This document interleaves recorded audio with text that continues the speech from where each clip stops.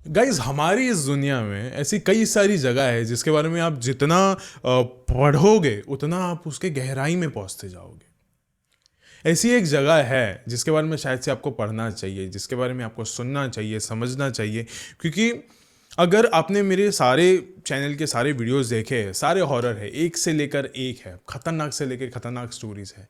लेकिन ये एक ऐसी जगह है जो कि एक एक्सपीरियंस हो सकता है। जापान में है ये वाली जगह, इसका नाम है ओकिगाहारा फॉरेस्ट। एंड गाइज ये एक जंगल है। 100 से भी ज़्यादा लोग यहाँ पे हर साल आके अपने आप की जान ले लेते हैं, अपने आप को लटका लेते हैं यहीं पे। एंड गाइज हर किसी को इस देश में पता है कि हाँ, ओकिगाहारा फॉरेस्ट यहाँ पे एग्जिस्ट करता है और यहाँ पे ये वाली चीज़ होती है।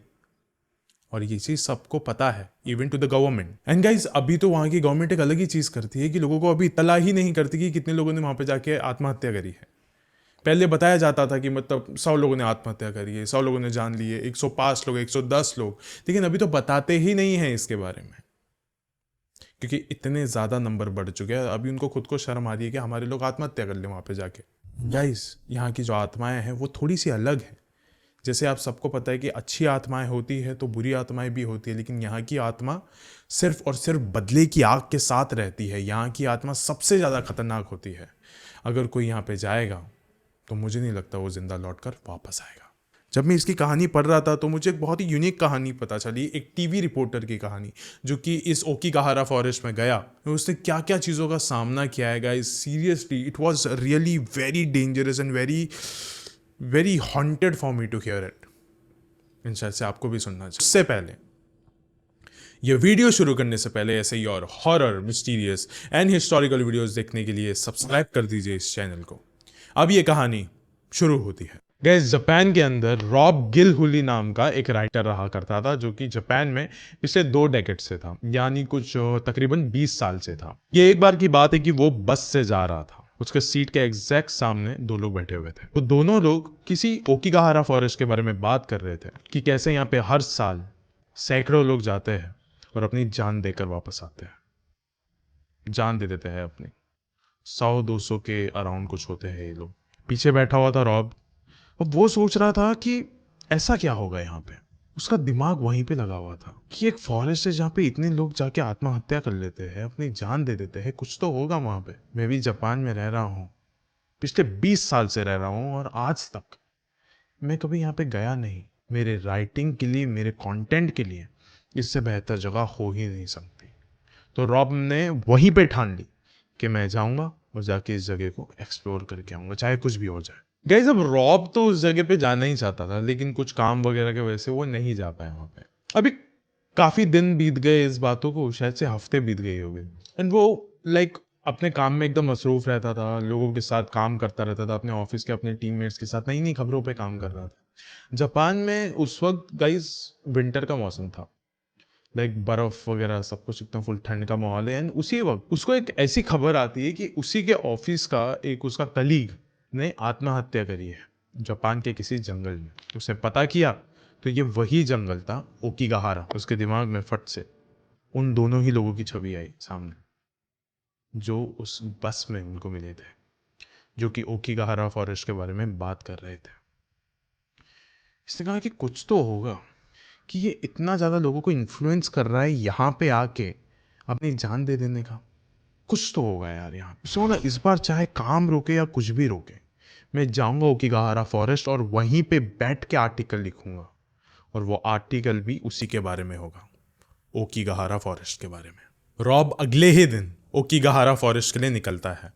उसने ये चीज़ सोचा था कि मैं जाते वक्त किसी को भी नहीं बताऊंगा कि मैं इस फॉरेस्ट पे जा रहा हूँ, वरना हर कोई आएगा और आके मुझे रोक के चला जाएगा। कोई भी मुझे वहाँ पे जाने नहीं देगा, क्योंकि हर किसी को पता है जो जो वहाँ पे जाता है वो वहाँ पे लटकने के लिए ही जाता है। कोई वहाँ से जिंदा वापस नहीं आता। बहुत कम चांसेस होते हैं वहाँ के।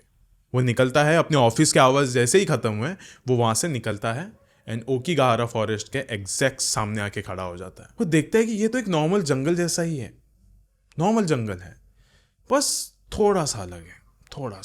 थोड़ा अंदर गया। अंदर जाते वक्त उसने देखा कि यहाँ पे हर जगह पे सामान रखा हुआ है, एकदम ताजा ताजा सामान है। कहीं पे किसी के चप्पल पड़े हुए हैं, कहीं पे किसी का सामान है, कहीं पे किसने टेंट लगा के रखा हुआ है, लेकिन इंसान नहीं दिखा उसको अब तक। टेंट है, ताज़ा ताज़ा टेंट है, जैसे कि अभी कल रात को ही किसी न किसी ने वहाँ पे टेंट लगाया हो। हर कुछ वैसे का वैसा ही था, सारा सामान, खाने वाने के सामान पड़े हुए थे, लेकिन फिर भी उसको अभी तक कोई भी इंसान नहीं दिखा था। फाइनली उसको अभी कोई एक ऐसी जगह दिख गई जहाँ पे वो जाके बैठ के अपना आर्टिकल लिख सकता। बैठा वो सब कुछ एकदम अच्छे से, जब उसने एक्सप्लोर किया था इस फॉरेस्ट को, तो उसने सारी बातें इस पे लिखी कि मतलब कैसे ये फॉरेस्ट में ये सारे सामान रखे हुए, ये सब वो सब। एंड इससे फाइनली ये वाली बात भी लिख दी कि जो हमने सुना था इस फॉरेस्ट के बारे में वैसा यहाँ पे कुछ भी नहीं है, आप लोग भी आ सकते हो वगैरह वगैरह, यू कैन एक्सप्लोर इट। और फिर उसने सब आर्टिकल को एंड कर दिया with a full stop. And gas अभी वो अपना सामान लेकर वहां से निकलने ही लग रहा था, बस सामान उठाया और वहां से एग्जिट करने लग रहा था कि ठीक उसके पीछे से एक इंसान की, एक मर्द की चिल्लाने की आवाज आती है। रॉब अभी वहीं पे रुक चुका था, उसको दोबारा वो आवाज नहीं आई, लेकिन वो वहीं पे रुका हुआ था इसी इंतजार में कि शायद से वापस से वो आवाज आएगी, शायद से हो सकता है कि यहाँ पे कोई और भी फंसा हो सकता है मैं उसको यहाँ से निकाल सकूं। वो बहुत देर तक रुका, लेकिन किसी की आवाज़ नहीं आई। फिर वो वापस खड़ा हो गया, वो निकलने लग रहा था, उसी समय उसके पीछे से कोई तो भागते हुए गया एकदम तेजी से। उसको पता लग चुका था कि कोई तो इंसान ही है जो कि मेरे पीछे से जस्ट अभी भाग के गया है। पीछे मुड़ा, आसपास देखा, कोई भी नहीं दिखा। शाम ढल चुकी थी गाइस, अंधेरा हो ही गया था पूरी तरीके से। उसके पास कोई और रास्ता नहीं था। अभी उसने अपने फ़ोन का फ्लैश लाइट ऑन किया, या भी क्योंकि रिसेंट की ही बात है, कुछ 2011-12 के अराउंड की बात है ये, जब ये सब कुछ हुआ था। वो फ्लैश लाइट से बाहर जाने की कोशिश कर रहा था, क्योंकि अभी वो ना थोड़ा सा घबरा चुका था, क्योंकि उसके पीछे से कोई तो भागता हुआ गया है, वो भी इंसान है। आसपास देख रहा हूँ फिर भी कोई नहीं दिख रहा है, मुझे यहाँ से निकलना चाहिए, ये उसने सोचा। फ्लैश लाइट के जरिए वो बाहर निकलने की कोशिश कर रहा था। जब जब उसको लग रहा था कि मैं अब बाहर निकल चुका हूँ, वो आसपास देखता था तो ये भी वही जगह होती थी जहाँ पे वो बैठ के अपना आर्टिकल लिख रहा था। 1 बार हो गया, 2 बार हो गया, 3 बार हो गया। उसने कहा कि जब मैं अंदर आया था तब तो मैं एकदम सीधा सीधा चल के आया था, अब मैं सीधा सीधा चल के बाहर जा रहा हूँ तो मैं उसी जगह पे वापस से आ रहा हूँ, ये कैसे हो सकता है। एक बार वापस से वो थोड़ा बाहर जाने की उसने कोशिश करी पूरी हिम्मत जुटाकर।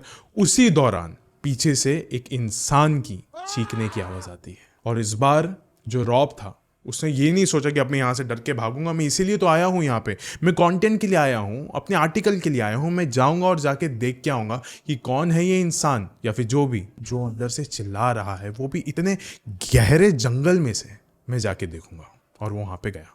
रॉब को बस इतना पता था कि अब ये जो आवाज़ आ रही है ये कहीं पे एकदम पीछे से आ रही है आवाज़। वो उसी की ओर अभी चलना उसने स्टार्ट किया था, लेकिन गाइस अब उसने ना अपना फ्लैश लाइट पहले देखा, ऑन किया, तो उस वक्त वो देख सकता था कि उसके फ़ोन में अभी बैटरी बहुत ही ज़्यादा कम है, हार्डली आधा 1 घंटा चलेगी, शायद उतना भी नहीं चलेगी। ये फ़ोन भी अभी उसका साथ नहीं देने वाला था ज़्यादा। जब वो चल चल के जा रहा था, उसके पैरों पर ना वो सारे सामान टकरा रहे थे इंसानों के, जो शायद से वो यहाँ पे छोड़ के चले गए। एंड गाइस जब वो इस फॉरेस्ट में उसने एंटर किया था, मैं आपको एक बात बताना भूल गया था कि जब वो इस फॉरेस्ट में एंटर किया था at the very first time, तो हर एक पेड़ पे जो गुड़िया होती है, डॉल, वो ऐसी लटकी रहती थी। एक गुड़िया कहीं पे 4-5 पेड़ छोड़ने के बाद दूसरी गुड़िया ऐसी लटकी हुई रहती थी, लेकिन अब ये हर एक पेड़ पे था, हर एक पेड़ पे गुड़िया लटकी हुई थी। जैसे ही वो एक घने जंगल में घुसने की कोशिश कर रहा था, उतनी ही उसको अजीबोगरीब चीज़ें भी दिखने को मिल रही थी। जंगल के एकदम अंदर से आवाज़ आ रही थी जहाँ पे वो जा रहा था। जब वो अंदर गया, उसने देखा तो अभी अंदर तो उसको और कुछ नहीं दिख रहा था, सिर्फ अंधेरा है। यहाँ पे लोगों के सामान पड़े हुए हैं, गंदी बास आ रही है, और बस अंधेरा दिख रहा है।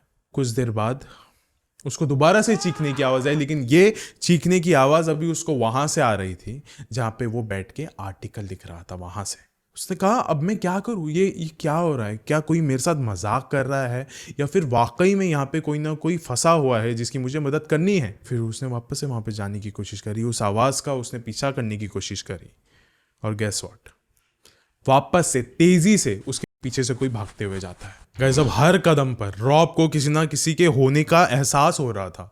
ऐसा लग रहा था कि उसके हर कदम पे कोई ना कोई उसके साथ चल रहा है, उसको देख रहा है, ऊपर से देख रहा है, नीचे से, हर जगह से।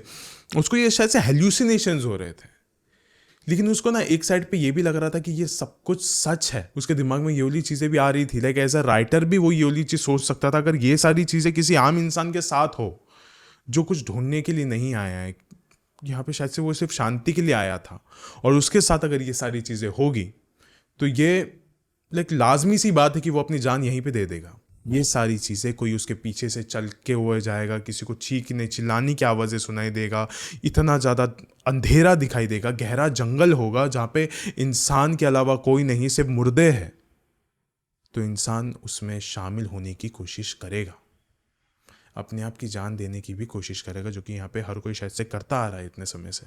फिर भी उसने काफ़ी हिम्मत करी और वो उसी जगह पे गया जहाँ पे वो आर्टिकल लिख रहा था, जहाँ से ये आवाज़ आ रही थी। फिर वो जो चीखने की आवाज़ आ रही थी अभी तक रुकी नहीं थी।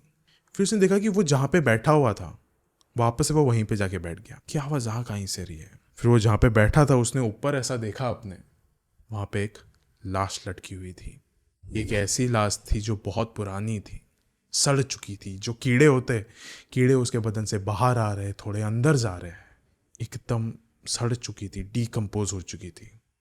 लेकिन फिर भी उस लाश में से चीखने चिल्लाने की आवाज़ आ रही थी। सोचिए ना, कुछ घंटे पहले ये इंसान यहीं पे बैठ के आर्टिकल लिख रहा था और ये लिख रहा था कि यहाँ पे डरने वाली कोई बात नहीं है, आप यहाँ पे आ सकते हो एक्सप्लोर करने के लिए। यानी उसी के सर के ऊपर एक लाश लटकी हुई थी।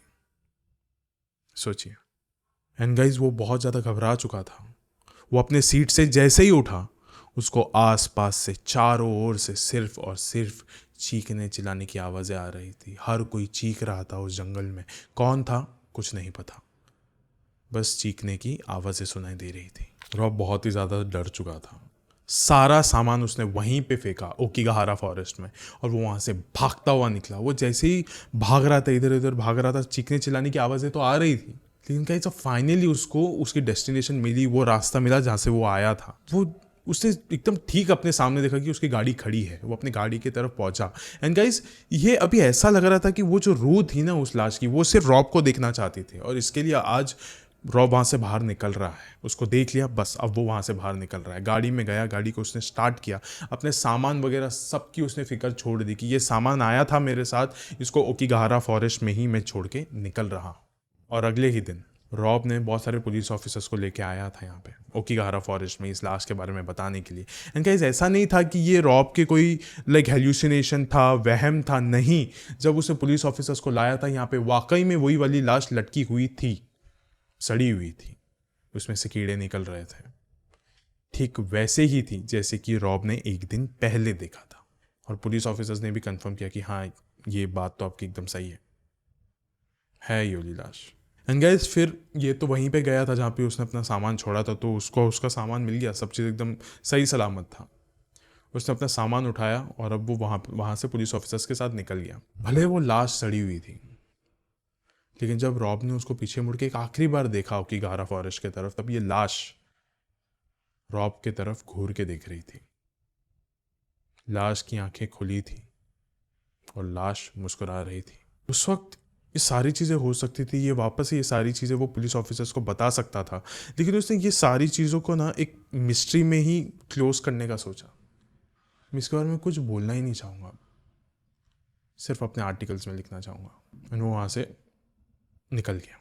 जैसे ही रॉब अपने घर पे पहुँचा, उसने अपने बस्ते से उसका जो बैग था उसमें से उसने अपना राइटिंग पैड निकाला। उसने जो भी लिखा था वो सब कुछ फाड़ के उसने बाजू में रख दिया। एक नई नोट उसने अभी चालू करी। ऑन जून 26, 2011 उसका टाइटल था इनसाइड ओकिगाहारा जापान फॉरेस्ट। वो सारी बातें उसने अंदर लिख डाली जो जो उसके साथ हुआ है, कि मतलब क्या क्या हुआ होगा उस इंसान के साथ जिसने वहाँ पे अपनी जान दी होगी। कोई बाहर से फ्रस्ट्रेटेड होके नहीं आता है यहाँ पे, बाहर से कोई यहाँ पे स्पेशली नहीं आता है आत्महत्या करने के लिए। यहाँ पे अंदर आता है, एक्सप्लोर करने की कोशिश करता है, उसके साथ ये सारे हादसे होते हैं, तब जाके वो इंसान तैयार होता है इस फॉरेस्ट का एक हिस्सा बनने के लिए। गाइस, ये फॉरेस्ट में सिर्फ लाशें ही नहीं मिलेगी आपको, और भी बहुत सारी चीज़ें मिलेगी जो कि हॉन्टेड हो, जो कि इतनी ज़्यादा नेगेटिव एनर्जी के साथ लिपटी हुई होगी कि अगर आप उसके करीब जाओगे तो आपके पास कोई और रास्ता बचेगा ही नहीं। लेकिन उस रात का, उस गहरे जंगल का एक हिस्सा बनने के अलावा आप वहीं पे कहानी बन के रह जाओगे गाइस। जापान का ओकिगाहारा फॉरेस्ट सुनने में जितना ही ज़्यादा इंटरेस्टिंग और एक्सप्लोरिंग लगता है, ये उतना है नहीं। मुझे लगता है जब आप इस फॉरेस्ट के अंदर कदम रखने की कोशिश करोगे, उसी वक्त से गाइस आपकी उल्टी गिनती चालू हो जाएगी। तो जितना जल्दी हो सके इस फॉरेस्ट से बाहर निकल जाइए, क्योंकि कहानी सुनते सुनते कहीं आप खुद एक कहानी ना बन जाओ। जैसे मैंने आपको कहा था इस वीडियो की शुरुआत में कि ऐसी कहानी आपने कभी नहीं सुनी होगी जो कि इतनी ज़्यादा सच्ची और दिल को दहला देने वाली होगी। इस वीडियो के अंत होने से पहले मैं भी आपसे ये पूछना चाहता हूँ या फिर बोलना चाहता हूँ कि कभी ना कभी ऐसा हुआ रहेगा ना आपके साथ भी कि आप अपनी ज़िंदगी को खोना चाहते हो। कुछ ऐसा हुआ हो आपकी ज़िंदगी में कि अभी आप रहना ना चाहते हो, अपनी ज़िंदगी को छोड़ना चाहते हो इसी धरती पर, लेकिन कभी ना आप अपनी खुद की रूह पर जाग के देखो। वो इस दुनिया में मिटने के लिए नहीं बनी है, जीने के लिए बनी है। वो कितनी ज़्यादा जिंदा रहना चाहती है, आप उसके तरफ देखो। सो गाइस, एक मौत के तरफ झुकने से पहले अपने ज़िंदगी को खुद संवारना सीखो, उसकी कदर करो। वरना गाइस क्या पता कि मरने के बाद यही करना पड़े, एक कहानी बनकर हर जगह पर भटकना पड़े।